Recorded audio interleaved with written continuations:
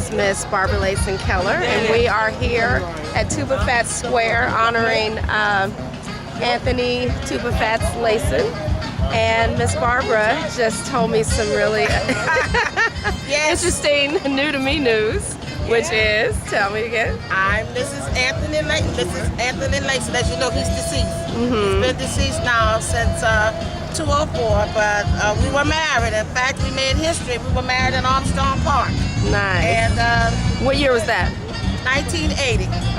August 21st to be exact. 1980. Yes. Tell me about your wedding over there. What was it was like? The first wedding in Armstrong Park. It was a jazz wedding. And where OC is, it was a courtyard, and the wedding was in the courtyard. Nice. And at that time, Dutch Morial was the mayor, and he gave us the city free. Dr. Frank Minyard played in the wedding. He was one of the musicians. It was just a wonderful time. Really? Yeah. Really? Yeah. That kind of wedding. Nice. And where'd y'all live? Over here? In Treme? We never lived in Treme. But you're from here, right? I'm born and raised in Treme. In fact, I attended kindergarten at Joseph A. Craig Elementary. It's right down the street down there. My roots are in Treme. But and what street were you born on? I was born on St. Louis and Carti, but my family moved over here on Villery and Treme, where we lived, and I started kindergarten at that school. But Tuba Fats, but Anthony, my husband Anthony Lacen, he was born in Central City. In fact, he was born at Simon Bolivar in Jackson. Okay. And when we married, I migrated to Central City, and the rest is history. Oh, I became involved, and that was it.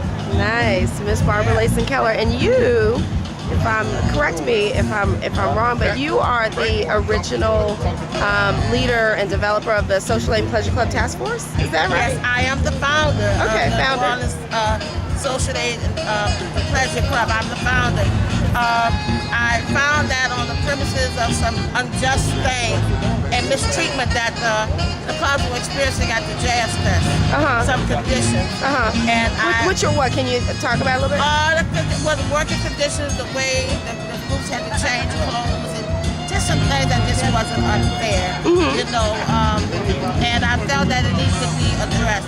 And there were some people that really was against it. They felt that I was trying to buck the system, and they felt in order, because you know the Jazz Fest used to give them money, you know, to participate. Right. And they really felt that if they would complain or make a mistake, they would rob them of this money. Right. But that should have not been the case. So some clubs were willing to come with me, and we were able to form. Originally, the name was the Traditional Culture Task Force. But we later changed the name. Fred Johnson, to be honest with you, Fred Johnson and a couple other people from the Black Men of Labor came up with the idea, well, let's change the name. So we did. We did some conversation, and we decided to change the name, and that's what we did. And bear the name from the New Orleans Social Aid and Pleasure Club Task Force name. But I am the founder. And you're a member of what club? Well, I am a retiree of the original New Orleans Lady Buck Jumper. Lady Buck Jumper, where I was in the club for over 20 years, and I choose to retire. But I'm still a part of them, because I'll be a buck jumper. Because the word buck jumper means, what is a buck jumper? A buck jumper is that we buck for those who have gone home, and we jump for those to come. And I will never be that. Beautiful, beautiful. Well, Miss Barbara Lacen Keller, leader in the city. Civic leader, cultural bearer. That's right. You live in Central City now. Yes, but you came here today to Tuba Fats Tuesday. Help us celebrate the man, the great man. Our neighbors and friends and our neighbors, and you see how diverse it is. We have people from everywhere here, and we just this is our crowd today. To Anthony Tuba Fats. And if he was living, you know what he'd say? What? We don't need all that. I don't want all that. We don't need that. We were doing that for a secret. I just want to play music. Yeah, I ain't about all that. That's what he would say if he was alive. Okay? What was he like? Tell me a little bit about his personality. Tuba was a gentle giant. Is that what you called him? He was a big man, and everybody was as little as I am. They felt that I could control him. He was very compassionate, very, very soft at heart. He played music. He was a gift with the music. He could hear note in rest was history. He was a giving and sharing person. He loved children. He was instrumental. So many of these young musicians you see, he inspired a lot of them to. Yeah, I hear a lot of musicians saying that they. A lot of them. A lot of the Andrews say that he was the one that helped mentor them. Even at that inside, he held some things that I think that really took him to his demise, because he, even in all that he gave, and all that he gave, and all that he shared, he had some deep things within him.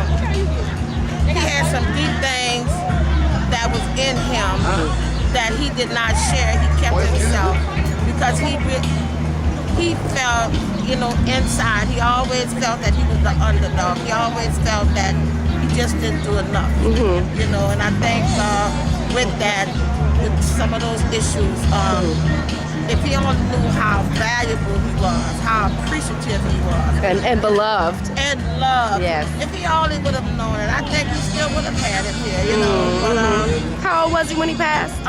He was 50, I think about 54, I can't remember. And that was in 2004, like a year and a half before the storm. Yeah, And how'd y'all meet?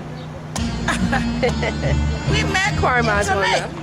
Right? We met in Treme. We went on a boat ride. For the club Sea Boosters had a boat ride, and we went on a boat ride on the sea on the Easter Sunday.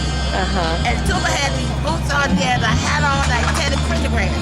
And I said, "Look at you! You look just like Teddy Pendergrass." Oh, that's all you gotta say. And one thing led to another. Right. And the rest was history. But you know what? I'm so glad God allowed him to go to the motherland. He went to Africa. Oh, okay. And he went to Africa and he went to the motherland. He came home on what country in Africa did he go to? I think he went to South Africa. Okay. And he came home on a Wednesday. And he became ill on a Thursday. He went to the hospital. They kept him. They discharged him on a Saturday, and he died. He was found dead on a Sunday. Oh my goodness. Okay. Yeah. But we